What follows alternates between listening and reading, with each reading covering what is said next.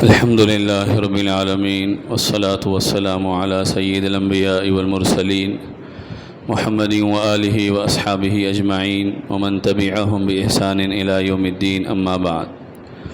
باب تغليظ عقوبة من أمر بمعروف أو نهي عن منكر وخالف قوله وفعله.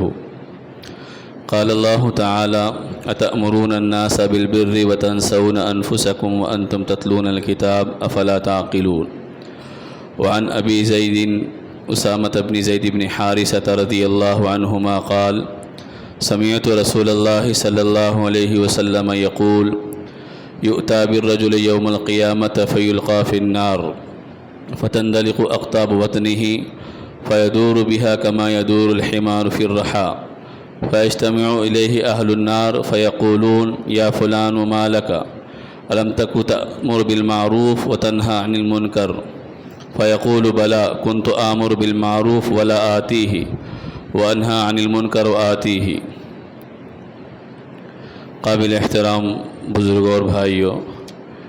آج کا یہ عنوان مختصر اس کے اندر حدیث کو ذکر کیا گیا ہے، ایک ہی حدیث کو اس عنوان میں بیان کیا گیا ہے. عنوان یہ ہے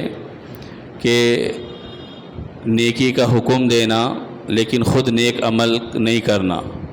برائیوں سے روکنا لیکن خود برائیوں کے کام کرتے رہنا، اس سے منع کیا گیا ہے. یعنی آدمی کے قول میں عمل میں ٹکراؤ نہیں ہونا، جیسا قول ہے ویسا ہی عمل ہونا چاہیے. اچھائی کا ہم حکم دے رہے ہیں تو ہماری ذمہ داری ہے کہ ہم اچھائیوں پر عمل کرنے والے بنیں. برائیوں سے ہم روک رہے ہیں تو ہماری ذمہ داری ہے کہ اس برائی سے ہم خود بچنے والے بنیں. کیونکہ اس سے پہلے کا جو عنوان تھا وہ عنوان یہ تھا کہ لوگوں کو اچھائیوں کا حکم دینا، برائیوں سے روکنا، یہ اس امت کی پہچان ہے اور اس امت کی بنیادی حیثیت ہے.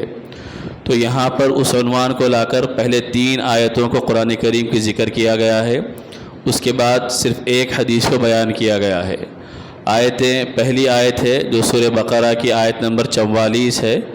جس میں اللہ تبارک و تعالیٰ نے یہودیوں سے خطاب کر کے کہا کہ تم لوگوں کو نیکی کا حکم دیتے ہو اور اپنے آپ کو بھول جاتے ہو، حالانکہ تم کتاب پڑھتے ہو. کیا تمہارے اندر عقل نہیں ہے، سمجھ نہیں ہے؟ اس کا پس منظر یہ ہے کہ یہودی علماء میں بہت سے علماء وہ تھے کہ جو لوگوں کو یہ کہتے تھے کہ تم محمد صلی اللہ علیہ وسلم کی بات کو مانو، لیکن وہ خود عمل نہیں کرتے تھے. ایک مرتبہ عبداللہ ابن سلام رضی اللہ تعالیٰ عنہ، جو پہلے یہودی عالم تھے بہت بڑے، بعد میں انہوں نے اسلام قبول کیا، تو ان سے پوچھا گیا کہ تمہاری کتابوں میں نبی کریم صلی اللہ علیہ وسلم کے بارے میں بیان کیا گیا، خود قرآن میں فرمایا گیا کہ یعرفونہ کما یعرفون ابناءہم، کہ یہودی نبی صلی اللہ علیہ وسلم کو ایسے پہچانتے ہیں جیسے باپ اپنے بیٹے کو پہچانتا ہے. یعنی باپ کو اپنے بیٹے کے بارے میں پوری طرح معلوم ہوتا ہے. تو اس سے کہیں زیادہ یہودیوں کو معلوم تھا کہ اللہ تبارک و تعالیٰ نے ان کے پاس جو کتاب بھیجی تھی اس میں نبی صلی اللہ علیہ وسلم کی علامتوں کو بیان کر دیا تھا اور نبی کریم صلی اللہ علیہ وسلم کے پیغام کو بیان کر دیا تھا. تو ان لوگوں کا حال یہ تھا کہ وہ لوگوں کو تو یہ کہتے تھے کہ تم بات مان لو، لیکن وہ خود عمل نہیں کرتے تھے. تو اللہ تبارک و تعالیٰ نے یہاں پر ان کی تنبیہ کی اور اللہ تبارک و تعالیٰ نے ان کو آگاہ کیا کہ تمہارا یہ عمل غلط ہے. وہ لوگ اس واسطے نہیں کرتے تھے کہ اگر وہ لوگ بھی نبی کی بات کو مان لیں گے تو پھر ان کا جو روب تھا، ان کی جو سرداری تھی، ان کا جو مقام تھا وہ ختم ہو جائے گا. تو یہ لوگ کا کام یہ تھا کہ وہ لوگوں کو تو کہتے تھے لیکن خود نبی کی بات کو نہیں مانتے تھے. جیسے کہ ایک واقعہ بھی حدیث کی کتابوں میں ہے کہ ایک یہودی بچہ تھا جو نبی کریم صلی اللہ علیہ وسلم کے پاس آتے جاتے رہتا تھا، آپ کی خدمت کرتا، آپ کا کام کاج کرتا تھا. اللہ کے نبی صلی اللہ علیہ وسلم کو اس بچے سے انسیت تھی، تعلق تھا. نبی کریم صلی اللہ علیہ وسلم کو ایک موقع پہ معلوم ہوا کہ وہ بچہ انتہائی بیمار ہے. تو اللہ کے نبی صلی اللہ علیہ وسلم چند صحابہ کرام کے ساتھ اس سے ملاقات کرنے، اس کی بیمار پرسی کرنے، تیمارداری کرنے کے لیے گئے. جب وہاں پر پہنچے تو اللہ کے نبی صلی اللہ علیہ وسلم کو اس کی ظاہری حالت کو دیکھ کر یہ احساس ہوا کہ یہ بچہ اب جینے والا نہیں ہے، اس کا انتقال ہو جائے گا. تو اللہ کے نبی صلی اللہ علیہ وسلم نے نکلتے وقت اس بچے سے کہا کہ بیٹے تم کلمہ پڑھ لو. تو بچہ چھوٹا تھا تو اپنے باپ کی طرف دیکھنے لگا، جیسے عام طور پر آپ چھوٹے بچے کو کوئی چیز دینا چاہے تو وہ اپنے بڑے کی طرف دیکھتا ہے، چاہے ماں کے گود میں ہو یا ماں کے پاس ہو یا باپ کے پاس ہو، ان کی طرف دیکھتا ہے کہ اگر ان کا اشارہ مل جائے تو میں لینے والے کا تحفہ، گفٹ، چیزوں کو لے لوں۔ تو جب نبی کریم صلی اللہ علیہ وسلم نے اس بچے سے کہا کہ تم کلمہ پڑھ لو، تو اس نے اپنے باپ کی طرف دیکھا، تو باپ یہودی تھا، اس نے کہا عجب ابو القاسم، کہ ابو القاسم یعنی نبی کریم صلی اللہ علیہ وسلم کی کنیت تھی، ابو القاسم کی بات کو مان لو۔ تو بچے نے نبی کریم صلی اللہ علیہ وسلم کے کہنے پر کلمہ پڑھا، آپ باہر نکلے، اتنی دیر میں بچے کا انتقال ہو گیا۔ تو وہاں پر بھی علماء نے یہ کہا ہے کہ اس یہودی کو معلوم تھا یہ برحق ہے، نبی کریم صلی اللہ علیہ وسلم کا پیغام سچا پیغام ہے، اسی لیے اس نے اپنے بیٹے سے یہ کہا کہ تم یہ بات کو مان لو۔ تو یہودیوں کی علامتیں، خرابیوں میں سے خرابی یہ تھی کہ وہ برائیوں کو، ایک تو برائیوں سے لوگوں کو روکتے نہیں تھے، اچھائیوں کا حکم نہیں دیتے تھے، اور دوسری خرابی یہ تھی کہ وہ لوگ، ان کا قول عمل کے خلاف ہوتا، ان کی بات ایک ہوتی، ان کا عمل ایک ہوتا۔ تو اس سے واقعہ ایک خاص ہوگا، لیکن ایک عام حکم قیامت تک آنے والے انسانوں کو، ایمان والوں کو دیا گیا کہ تم اپنی زبان سے جس بات کا حکم دو تو تم اس بات کا پختہ عزم بھی کرو، اہتمام بھی کرو کہ تم اپنی زبان پر قائم رہنے والے بنو۔ لوگوں کو نصیحت کریں گے، خود نصیحت پر عمل نہیں کریں گے، لوگوں کو اچھی باتوں کی ترغیب دیں گے، خود اچھی باتوں کو اختیار نہیں کریں گے، تو اس کا نقصان ہوگا۔ اب یہاں پر اس کے تحت علماء نے یہ بھی لکھا ہے کہ بعض اوقات ایسا ہوتا ہے، ایک آدمی عمل نہیں کر رہا لیکن دوسروں کو وہ کہتا ہے کہ تم یہ کام کر لو۔ مثال کے طور پر باپ ہے، وہ نماز نہیں پڑھا لیکن اپنے بیٹے سے کہتا ہے کہ نماز پڑھ لو، تو کیا یہ درست ہے کہ خود عمل نہیں کر کے دوسروں کو حکم دینا؟ تو علماء نے اس کے تحت لکھا ہے کہ ایک یہ ہے عمل نہیں کرنا الگ گناہ ہے، دوسرا یہ کہ عمل کی دعوت بھی نہیں دینا، یہ دوسرا گناہ ہے۔ ہم نہیں کر رہے، ٹھیک ہے، ہمارا قصور ہے، ہماری کوتاہی ہے، لیکن سامنے والے کو جانتے بوجھتے ہم عمل کی دعوت دے سکتے ہیں، ہمارا چلتا ہے، ہمارا حکم مانا جاتا ہے، ہماری بات کو انکار نہیں کیا جاتا، اس کے بعد بھی ہم حکم نہیں دیں گے، منع نہیں کریں گے، تو ہم دوسرا جرم کرنے والے بنیں گے۔ پہلا جرم خود نہیں کرنا، دوسرا جرم کرنے کی دعوت بھی نہیں دینا۔ باقی یہ کہ آدمی کی بات میں اس وقت اثر ہوتا ہے جب وہ لوگوں کو اپنے عمل پر خود عمل کر کے لوگوں کو دعوت دینے والا بنے۔ ہم عمل نہیں کر کے لوگوں کو دعوت دیں گے تو اس وقت آدمی کی بات پہ عمل اثر پیدا نہیں ہوتا۔ تو پہلی آیت اس سلسلے میں یہ ذکر کی گئی کہ تم لوگوں کو حکم اچھائیوں کا دیتے ہو، خود اپنے آپ کو بھول جاتے ہو، یہ درست نہیں ہے۔ دوسری آیت ذکر کی گئی سورہ صف 28ویں پارے کی آیت نمبر 2 اور 3 ہے، جس میں اللہ نے فرمایا کہ تم ایسی باتیں کیوں کرتے ہو، ایسی باتیں کیوں کہتے ہو جو کرتے نہیں ہو۔ اللہ کو یہ سخت ناپسند ہے کہ آدمی باتیں کرے لیکن عمل نہ کرے۔ اس کے تحت بھی ایک واقعہ پیش آیا تھا۔ واقعہ یہ تھا کہ چند صحابہ کرام بیٹھ کر یہ کہنے لگے کہ ہم اللہ کے نبی سے معلوم کریں گے کہ سب سے زیادہ اللہ کو کون سا عمل پسند ہے، ہم معلوم کر کے اس پر عمل کریں گے۔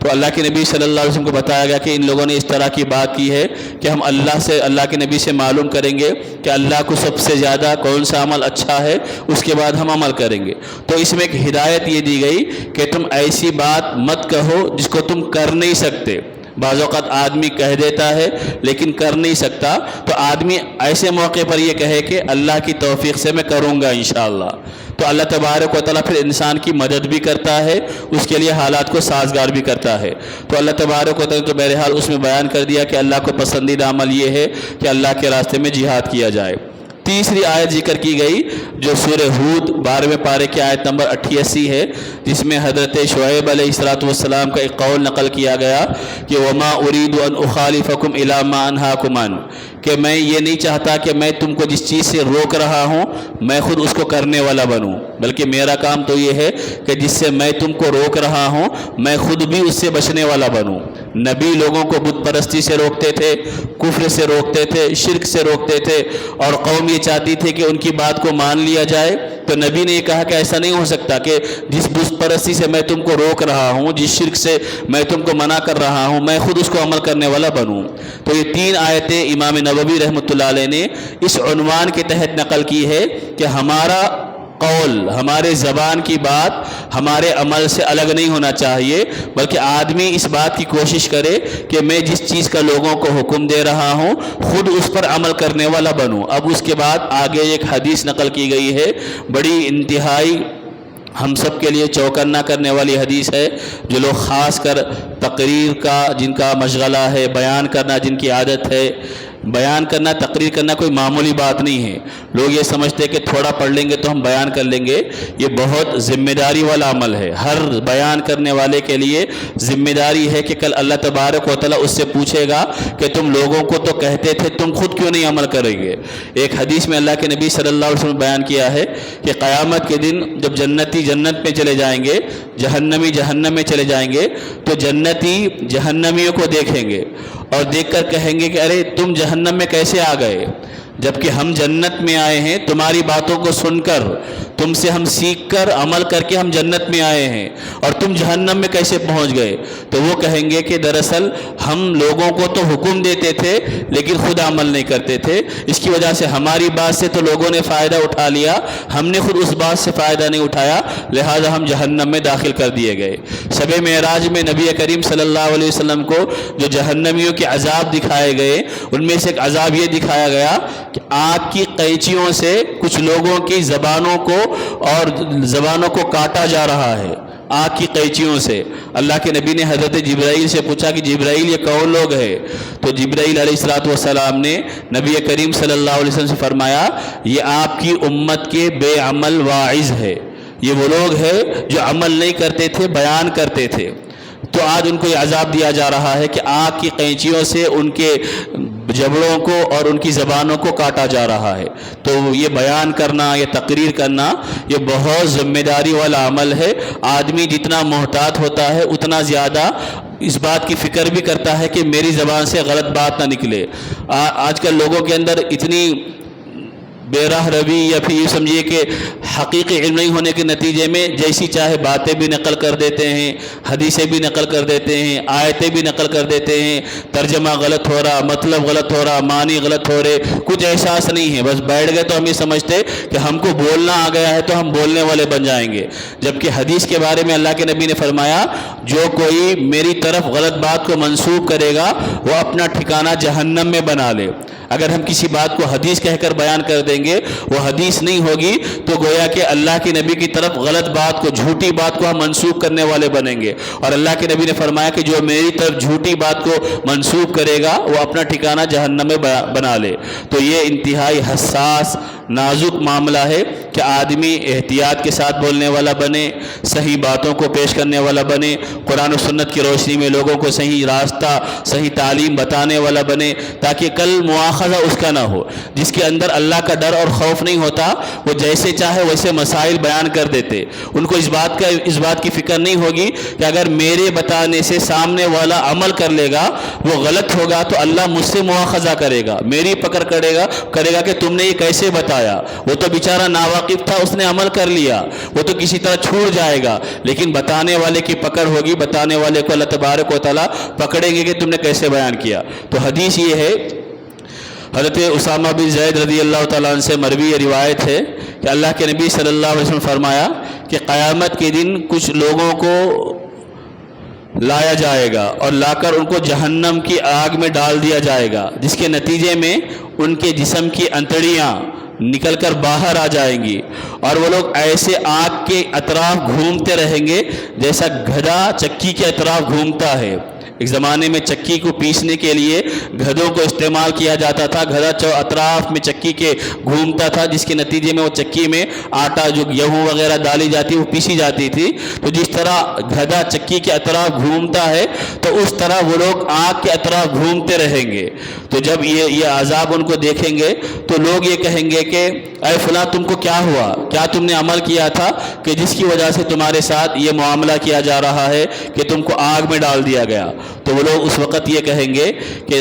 بات یہ ہے کہ ہم لوگوں کو برائیوں سے روکتے روکتے تھے لیکن ہم خود نہیں رکتے تھے، ہم برائیوں پر عمل کرتے رہتے تھے، لوگوں کو اچھائیوں کا حکم دیتے تھے لیکن ہم خود عمل نہیں کرتے تھے، بلکہ لوگوں کو حکم دے دینا ہم اپنی ڈیوٹی سمجھتے، اپنا ایک کام سمجھتے، اور ہم اچھائیوں پر عمل نہیں کرتے۔ تو اس کے تحت علماء نے لکھا ہے بیان کرنے والے، عالم کی، مقرر کی، ہر ایک کی ذمہ داری، اسی طرح حکمراں ہے تو اس کی بھی ذمہ داری ہے کہ وہ لوگوں کو اگر صحیح بات کہہ رہا ہے تو خود بھی صحیح بات پر عمل کرنے والا بنے۔ جیسا مواخذہ عالم کا ہوگا، مقرر کا ہوگا، ایسے ہی پکڑ حکمراں کی، لیڈر کی بھی ہوگی۔ اس کا کام یہ تھا کہ اپنی قوم کو صحیح سمت میں، صحیح راستے پہ لے جانا۔ وہ آ کے تقریر تو لچھے دار کر دیں گے، ہم تمہارا فائدہ کریں گے، بھلائی کریں گے، ترقی کریں گے، تمہاری غربت کو دور کریں گے، تمہاری پریشانیوں کو دور کریں گے، تم کو اعلیٰ تعلیم دلائیں گے، تمہارے مسائل کو حل کریں گے۔ لیکن جیسے ہی الیکشن ہو گیا، جیت گئے، کامیاب ہو گئے، اس کے بعد وہ کسی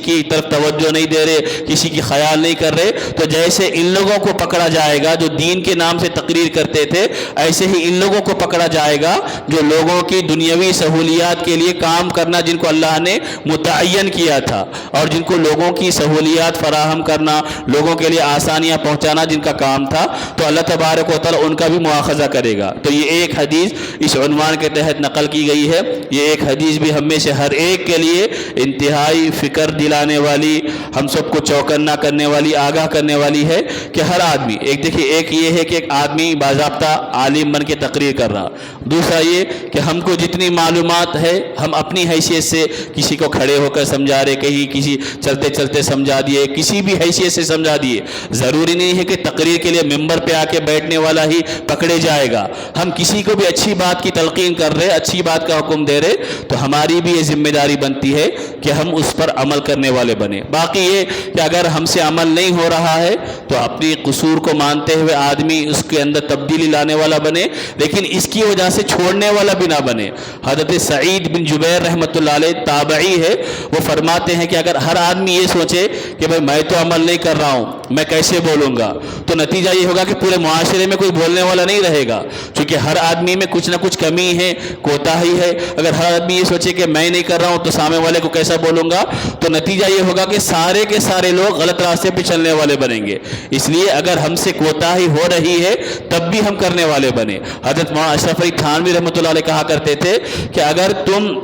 اپنے اندر کسی کمی کو دیکھ رہے ہو تو تم اس کمی کو بیان کرو لوگوں کے سامنے، تاکہ تم کو یہ احساس ہو کہ میں خود بول رہا ہوں تو میں کیوں نہ کروں۔ تو یہ احساس آدمی کو پھر عمل کرنے پر آمادہ کرے گا کہ میں لوگوں کو باتیں سنا رہا ہوں، اچھی چیزیں سنا رہا ہوں، زندگی گزارنے کے طریقے بتا رہا ہوں، عمل کرنے کے طریقے بتا رہا ہوں، اور میں خود کیوں نہ کروں۔ لہٰذا اس کے اندر پھر ایک نہ ایک دن یہ احساس پیدا ہوگا کہ میں بولنے والا ہوں تو مجھے بھی عمل کرنا چاہیے۔ تو امر بالمعروف نہی عن المنکر، یہ اس امت کی بنیادی خدمت، بنیادی ذمہ داری ہے کہ لوگوں کو اچھائیوں کا حکم دینا، برائیوں سے روکنا۔ ساتھ میں یہ بھی ذمہ داری ہے کہ ہم برائیوں سے روک رہے ہیں تو برائیوں سے رکنے والے بنے، اچھائیوں کا حکم دے رہے ہیں تو اچھائیوں کو کرنے والے بنے۔ تو اس کے نتیجے میں اللہ تبارک و تعالیٰ کہنے والے کی بات میں تاثیر پیدا کرے گا، کہنے والے کی بات لوگوں کے لیے قابل قبول ہوں گی، پھر وہ اس کی بات کو اختیار کرنے والے، عمل کرنے والے بنیں گے۔ دعا کرے کہ اللہ تبارک و تعالی ہم میں سے ہر ایک کو نیکی کو کرنے والا اور نیکی کا حکم دینے والا بنائے، برائی سے بچنے والا، برائیوں سے بچانے والا بنائے۔ سبحان اللہ و بحمدہ، سبحانک اللہم و بحمدک، ونشہد ان لا الہ الا انت ونستغفرک ونتوب الیک۔